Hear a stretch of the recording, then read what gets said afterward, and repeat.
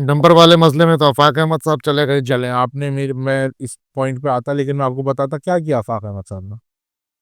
वही किया जो एमक्यूम ने किया, कुछ भी नहीं। आफाक अहमद साहब ने इश्तियाल दिलाया लोगों को कि आओ, और अब ये हुआ वो हुआ, अगर कोई हादसा हुआ तो डंपर जलाते हैं।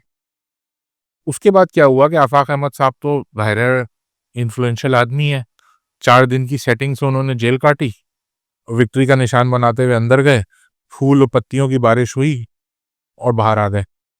उनकी बातों में आके जिस इस शहर के नौजवान ने ट्रक और डंपर जला दिए ना, वो सारे क्रिमिनल नहीं थे। उनमें से कई वो थे सियासी कारकुनान जो उनकी बातों में, इश्तियाल में आके, बहकावे में आके क्रिमिनल बन गए।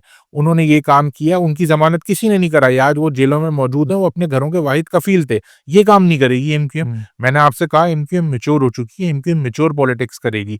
ये कौन-सा तरीका है कि यार आप इतने बहादुर हो कि आप ये कह रहे हो कि आओ ये वाला काम करते हैं, उसके बाद आप तो 4 दिन में बाहर आ गए। आपकी बातों में आके जिस नौजवान ने किया, इस शहर के नौजवान के आप मसाइल सुने।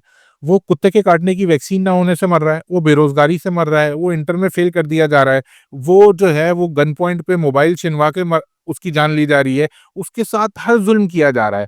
वो गटर में ढकना ना होने की वजह से गिर के मर रहा है। उसके पास त हर मुमकिन कोशिश हो रही है कि उसका जो है वो माशी इस्तेसलाल किया जाए। उसके पास नौकरी नहीं है, उसकी तालीम में हर्डल्स क्रिएट किए जा रहे हैं, और जो बच जाए उससे मैं कहूँ तुम डंपर चला के जेल चले जाओ। तो ये वाली सियासत एमक्यूएम नहीं करेगी, चाहे आपको अच्छी लगे या बुरी लगे। हमारी सियासत अब ये वाली नहीं है।